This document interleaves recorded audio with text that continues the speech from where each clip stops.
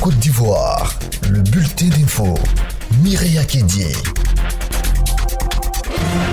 Bonjour à tous. Au Nigeria, les populations obtiennent gain de cause après leur manifestation contre les violences policières.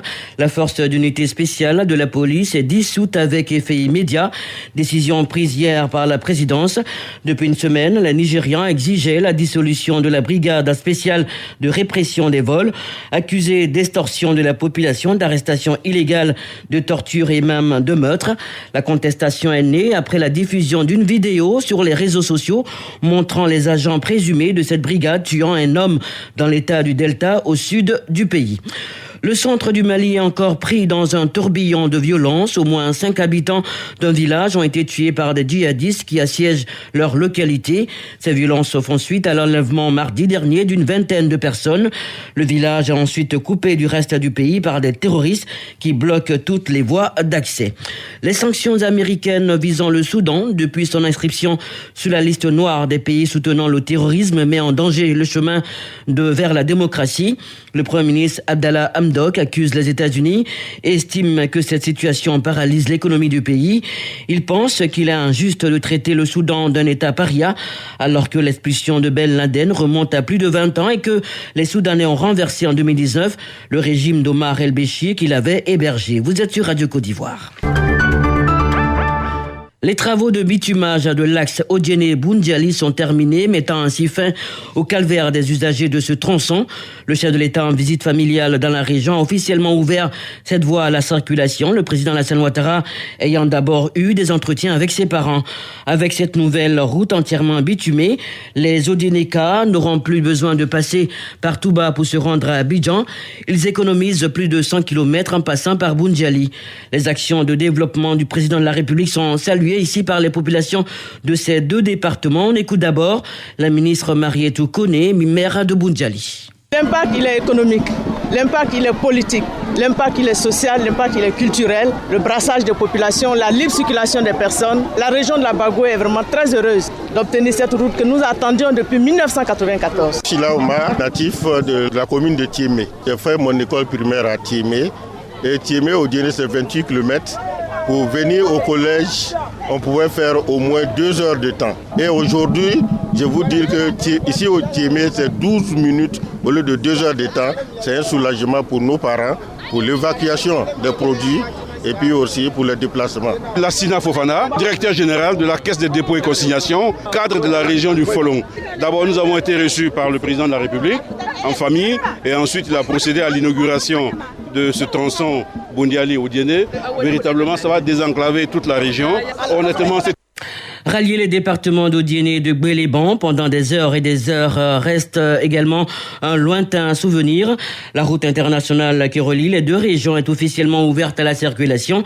Cette voie longue de 800 km environ va permettre de désenclaver la région nord-ouest de la Côte d'Ivoire et relancer les échanges commerciaux entre la Côte d'Ivoire et la Guinée, les deux pays frontaliers. Cette route internationale a été inaugurée hier par le chef de l'État, nous dit Chekwasi. La route Odiéné-Gbéléban, longue de 72 km, représente un vrai cordon ombilical entre les deux pays frères, la Guinée-Conakry et la Côte d'Ivoire. Malheureusement, par le passé, il fallait plus de 3 heures pour la parcourir avec son corollaire de désagréments sur le développement tant national qu'international. Aujourd'hui, cette route est là, toute coquette, praticable à souhait avec son décor naturel fascinant. En livrant cette route aux populations du Kabadougou, le chef de l'État vient de poser encore un autre axe social de haute portée. C'était pas facile.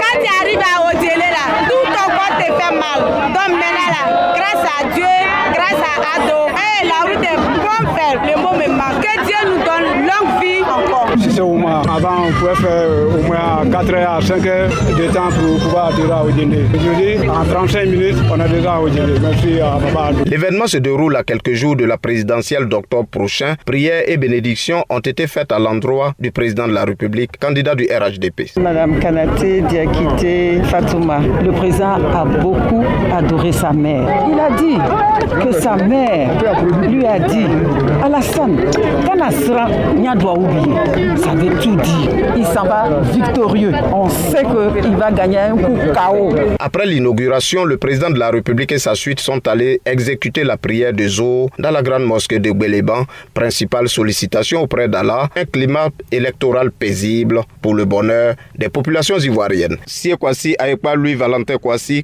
Gbeleban, Radio Côte d'Ivoire. La protection des mineurs contre le viol en Côte d'Ivoire, ça nous intéresse. Le sujet était hier au centre de l'émission de Radio Côte d'Ivoire. Paul Philippe et ses invités ont proposé des pistes pour freiner ce phénomène qui ne cesse de prendre de l'ampleur en Côte d'Ivoire depuis 2019. Des responsables d'ONG spécialisés dans la lutte contre le viol des mineurs étaient sur le plateau pour débattre du sujet. Judith Kofi est psychologue et spécialiste en violence basée sur le genre. Les conséquences psychologiques du viol, selon elle, sont les plus dévastatrices que la brutalité physique subie par la victime. On l'écoute. Il est important que chacun prenne conscience pour poser des actes qui vont sauver les enfants, sauver leur avenir. Parce que quand on dit à l'enfant de se taire, que ça va passer, il va se taire parce qu'il est obligé de se taire. Mais il va vivre avec cette douleur-là toute sa vie, en plus de la douleur qui a été occasionnée par le viol. Donc la responsabilité est partagée par l'État qui doit faire la répression pour régler l'impunité. Mais la première responsabilité est due aux parents. C'est vrai que la vie que nous menons actuellement est difficile, il faut avoir de l'argent et tout, mais il faut s'organiser. Faire des programmes pour avoir des temps de qualité avec les enfants, pour les écouter, même si c'est 15 minutes, 30 minutes, comme ça, les enfants peuvent s'exprimer aux parents quand il y a un souci. 30 cellules civilo-militaires viennent d'être équipées en matériel logistique et informatique, ainsi que du matériel sanitaire dans le cadre de la lutte contre la Covid-19. C'est un don du secrétariat du Conseil national de sécurité avec un appui financier du PNUD de plus de 71 millions de francs CFA. Arsène Assandé, au nom du PNUD, souligne que le soutien de l'institution vise à la consolidation de la paix en Côte d'Ivoire. Cette présence du PNUD aux côtés du secrétariat du Conseil national de sécurité s'inscrit dans le cadre global des appuis à la consolidation de la paix et de la gouvernance participative en Côte d'Ivoire à travers le renforcement du niveau d'implication des communautés de base, des autorités administratives et des forces de sécurité dans ce processus de consolidation de la paix. Je voudrais donc saluer, au nom du représentant résident adjoint du programme au PNUD, cette franche collaboration entre nos deux institutions dans cet important processus de renforcement de la confiance entre les forces de défense et de sécurité et les populations. Au regard de l'actualité socio-politique, il demeure impératif de poursuivre et renforcer les efforts pour la prévention des conflits en vue de consolider les acquis de la paix en Côte d'Ivoire. Les meilleurs élèves et étudiants de la région du Tonkoui ont été célébrés.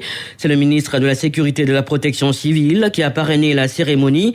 Ces meilleurs élèves au nombre de 35 ont réussi avec brio leurs différents examens. Ils ont reçu de leurs parrains des bourses et des kits scolaires d'un montant de 2 millions de francs CFA. Sur le choix du parrain, écoutons le président de la Fédération des élèves et étudiants pour le développement du Tonkoui, Koné Emmanuel. C'est un modèle pour nous parce qu'il répond à nos aspirations. Nous, les jeunes d'aujourd'hui, nous avons compris une chose. Nous avons compris qu'il faut se mettre ensemble pour être fort. Tous les pays qui se sont développés, ce sont les pays qui ont accepté à un moment donné de leur histoire de se mettre ensemble dans leur diversité d'opinions, dans leur diversité religieuse, se mettre ensemble autour d'un idéal pour pouvoir aller au développement. Je pense que M. le ministre Wagondo Diamandé s'inscrit pleinement dans cette vision. Et nous, c'est notre vision. Donc nous pensons que vraiment, c'est un modèle pour nous aujourd'hui. Et aussi, en plus de cela, il a réussi à se mettre au-dessus de certaines considérations de la région. Lui, ce qu'il prône, c'est le développement. Alors que nous aussi, nous prenons l'excellence et le développement. Ce bulletin est terminé.